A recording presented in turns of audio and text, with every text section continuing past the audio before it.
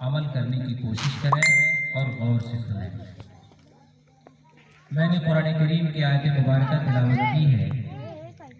اللہ رب العزت اپنے کلام مقدس میں ارشاد فرماتا ہے، جو ایک پیغمبر کی زبان سے نکلی ہوئی دعا کے الفاظ ہیں، اسے پروردگار عالم نے اپنے کلام مقدس میں جگہ دی۔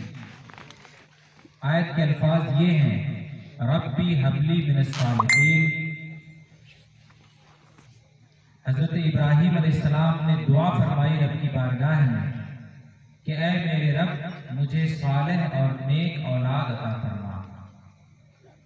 چونکہ یہ موقع جو آج کی محفل ہے، یہ عقیقہ اور ختنہ دو مناسبت سے اس محفل مقدس کا اہتمام کیا گیا ہے، اس لیے تھوڑی دیر اسی حوالے سے انشاءاللہ میں آپ سے گفتگو کروں گا۔ آج اگر ہم اپنے معاشرے کا، اپنے سماج کا، اپنی سوسائٹی کا جائزہ لیں تو ہمیں اچھی طرح یہ بات سمجھ میں آ جاتی ہے کہ آج ہمارے بچے کس ڈگر پر جا رہے ہیں، ہمارے بچے کون سا راستہ اپنا رہے ہیں۔ اچھائیوں کا راستہ ترک کر کے برائیوں کے راستے پر وہ گامزن نظر آتے ہیں۔ اس لیے ایسے ماحول میں ہمارے اور آپ کے لیے بہت ہی ضروری ہے کہ ہم اپنے بچوں کی تربیت کا بہت زیادہ خیال رکھیں۔ بچوں کی تربیت یہ ہمارے لیے اتنی زیادہ اہم ہے، اتنی زیادہ اہم ہے کہ میں سمجھتا ہوں کہ اس سے زیادہ اہم ہمارے لیے دنیا میں اور کوئی ذمہ داری سماجی اعتبار سے نہیں ہے۔ آپ اللہ رب العزت کے احکام کا مطالعہ کریں، احادیث پاک کا مطالعہ کریں تو ہمیں یہ سمجھ میں آتا ہے کہ پروردگار عالم نے بچوں کی تربیت کے لیے ماں اور باپ کا انتخاب فرمایا ہے، اور ماں اور باپ میں سے جو سب سے زیادہ ذمہ داری دی گئی وہ ماں کو دی گئی، اور یہ تربیت کی ذمہ داری اتنی بڑی تھی، اتنی اہم تھی کہ ماں کو گھر میں رہنے کا حکم دیا گیا۔ آج کچھ لوگ کہتے ہیں یا کہتے ہوں گے کہ مذہب اسلام کے ماننے والے یہ عورت کو گھر میں قید کر کے رکھتے ہیں۔ انہیں یہ سمجھنا چاہیے کہ مذہب اسلام عورتوں کو گھر میں رہنے کا حکم کیوں دیتا ہے۔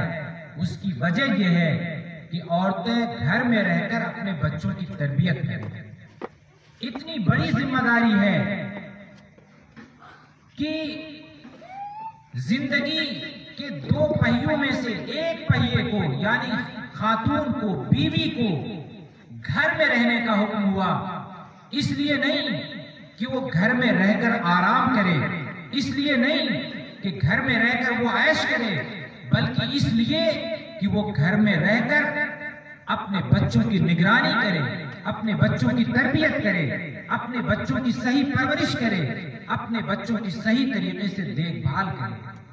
شوہر صبح گھر سے نکلتا ہے، شام کو گھر پہ واپس آتا ہے، وہ اپنی بیوی کے لیے کام کرتا ہے، اپنے بچوں کے لیے کام کرتا ہے، اپنے ماں باپ کے لیے کام کرتا ہے، اپنے گھر والوں کے لیے کام کرتا ہے۔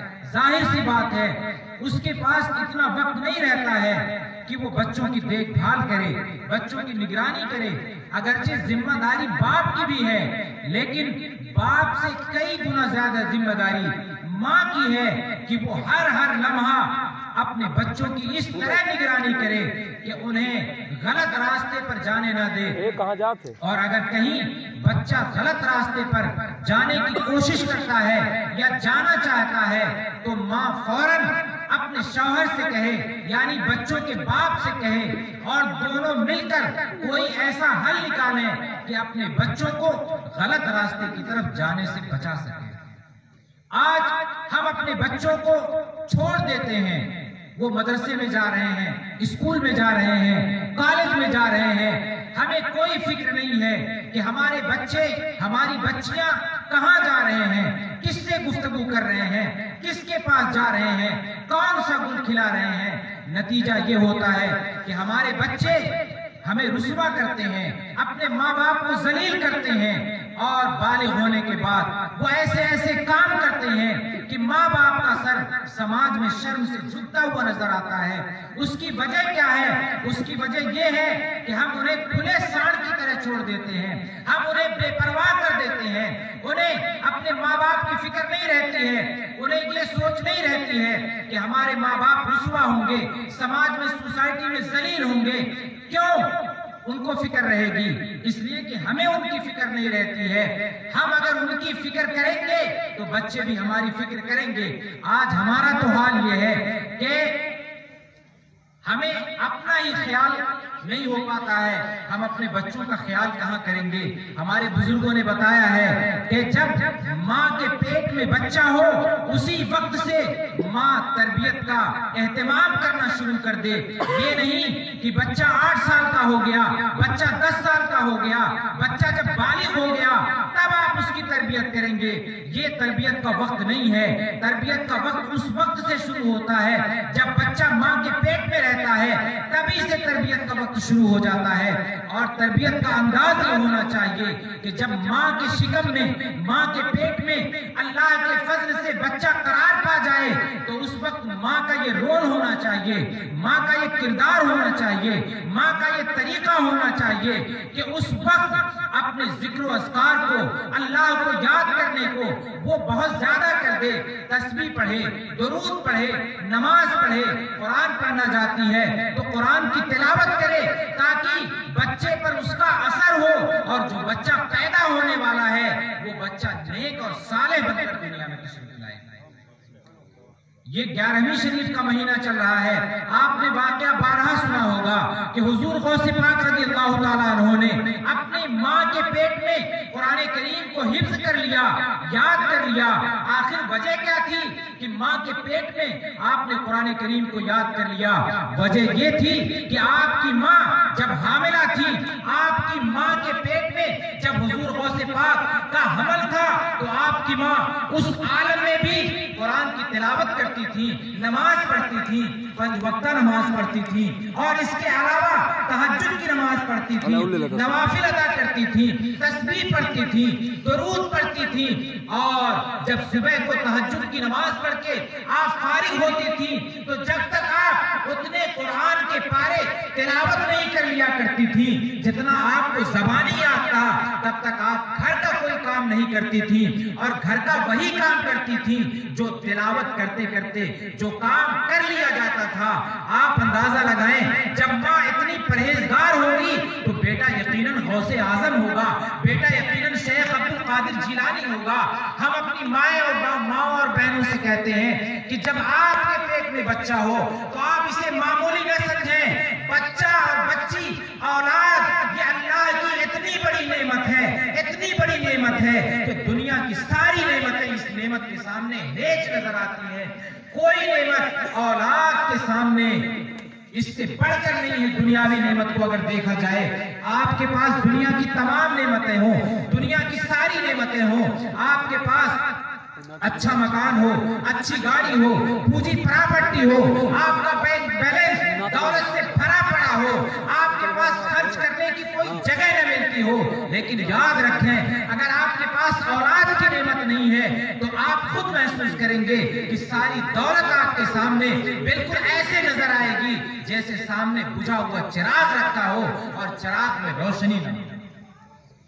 تو اولاد معمولی نعمت نہیں ہے، بہت بڑی نعمت ہے، اس لیے اس کی قدر کرنا ہمارے لیے، آپ کے لیے بہت ضروری ہے، اتنی زیادہ ضروری ہے کہ ہمیں اور آپ کو اس کا جگہ جگہ حکم دیا گیا ہے۔ حدیث پاک میں آیا ہے، میرے آقا مولا صلی اللہ علیہ وسلم نے ارشاد فرمایا کہ بچے پر، اپنی اولاد پر 1 درہم خرچ کرنا، اس کا مقام اتنا زیادہ ہے، اتنا زیادہ ہے کہ حدیث پاک میں بیان کیا گیا کہ یہ جہاد کے راستے میں اشرفی خرچ کرنے سے بھی افضل ہے۔ کیوں؟ اس لیے کہ بچہ صالح اور نیک ہوگا تبھی تو نیک کام کرے گا، ورنہ اگر آپ بچے کو کھلا چھوڑ دیں گے تو ایک دن یہی بچے ہمیں اور آپ کو ضرور رسوا کریں گے۔ پھر ہم کہنے کا حق نہیں رکھتے ہیں کہ ہمارے بچے ہمیں رسوا کرتے ہیں، ہمارے بچے ہمیں ذلیل کرتے ہیں۔ تو میں یہ بتانا چاہ رہا ہوں کہ تربیت کا وقت اس وقت سے شروع ہوتا ہے. ہماری ماں اور بہنیں میری بات کو غور سے سنیں. تربیت کا اس وقت سے شروع ہوتا ہے جب ماں کے پیٹ میں بچہ ہوتا ہے. ماں کو چاہیے کہ جب ان کے پیٹ میں بچہ ہو، جب وہ حاملہ ہو، تو ایسے عالم میں زیادہ سے زیادہ درود شریف پڑھیں، اللہ اکبر کہیں، الحمدللہ کہیں، سبحان اللہ کہیں، اللہ کا ذکر کرتی رہیں، اللہ کو یاد کرتی رہیں. انشاءاللہ ان کے پیٹ سے جو بچہ پیدا ہوگا وہ عالم دین ہوگا. اور اگر عالم دین نہ ہوا تو کم از کم اتنا ضرور ہوگا کہ وہ علماء سے محبت کرنے والا ہوگا، دین کا درد رکھنے والا ہوگا اور دین کا کام کرنے والا ہوگا. اور جب بچہ پیدا ہو جائے، ابھی میں آج ایک واقعہ پڑھ رہا تھا، ایک بزرگ نے لکھا ہے کہ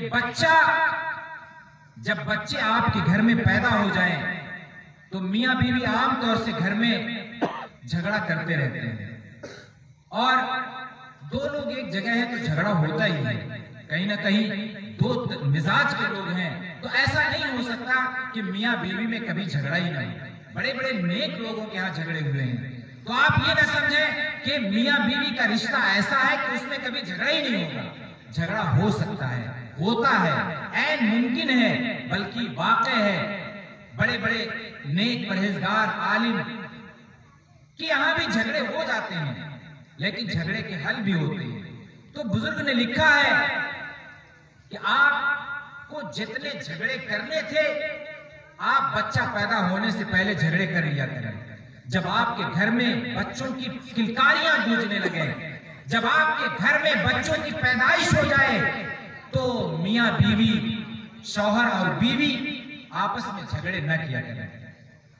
اس کی وجہ یہ ہے کہ جب میاں بیوی بچوں کے سامنے جھگڑے کرتے ہیں تو مینٹلی طور پر، ذہنی طور پر بچے جھگڑالو ہو جاتے ہیں. اور بچے یہ سمجھتے ہیں کہ جب ہمارے ماں باپ ہی جھگڑا کرتے ہیں تو ہمیں بھی یہی کام کرنا چاہیے، ہمیں بھی جھگڑا کرنا چاہیے.